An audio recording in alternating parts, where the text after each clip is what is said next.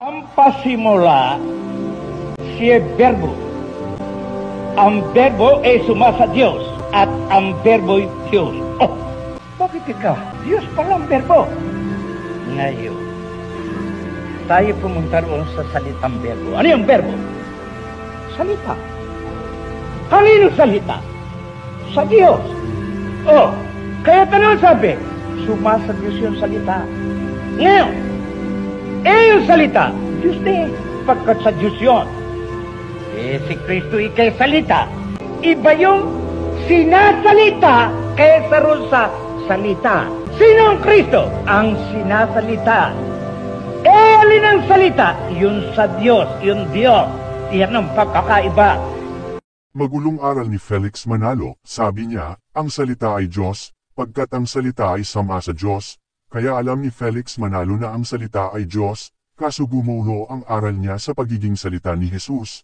Ito nga ang sinasabing Christ Jesus, at ang katotohan ay mayroon ding taong Jesus. Di matinggap ni Felix Manalo na Diyos si Jesus dahil di nila alam ang ibig sabihin ng Kristo. Dito nga sabi ni Felix Manalo ang Kristo raw ay ang sinasalita. Magkagayon parang sinabi ni Felix na ang Kristo ay words of God hindi word of God. Di kasi alam ni Felix Manalo ang ibig sabihin ng salita. Ang salita ay ang isipan ng Diyos. Ano man ang sa isipan, ibigkas man o hindi ay salita, kaya ibig sabihin ang kinatutukoy ng salita ay ang bawat kataga ng isipan o isipan nga, na itong ang isipan ay ang isa sa sinasabing, as, sa Genesis Kapitulo 3 versikulo 22, si Kristo ay hindi ang sinasalita o words of God. Siya mismo ang Diyos na nagsasalita sa katawang tao ng taong si Jesus. Kaya ang nagsabi ng, ang nagsasalita sa akin ay hindi ako, kundi ang amang sama sa akin, taglalang o simula, kasi nga sinabi ni Jesus na ako at ang Ama ay iisa.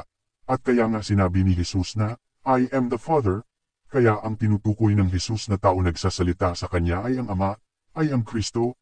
Kaya nga sinabi ni Jesus, anumang sasabihin o ibibigay sa inyo ng Holy Spirit ay nagmumula sa akin.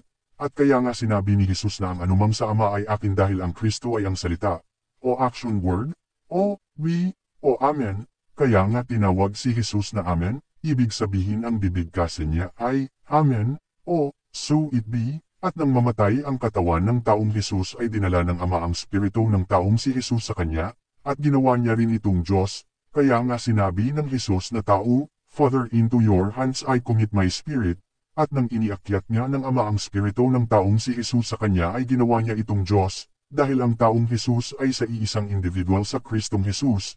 Kaya upang sila ay maging sa iisang Diyos, at kaya nga binigay ng Ama sa taong Jesus na ginawang tunay na Diyos, ang kanyang pangalan bago ang paglalang, ang pangalang, Yah, o YHWH, o I am who I am. Kaya nga sabi ko, wala ng taong Jesus, ang pagbanggit ng taong Jesus, ay alaala na lang ng taong si Jesus, at ang kahulugan ng Kristo ay word from Him, o word from God, na pinangalan ng Jesus, Sura 3 versikulo 45, o sa Bible ay, ang salita naging tao, pinangalan ng Jesus.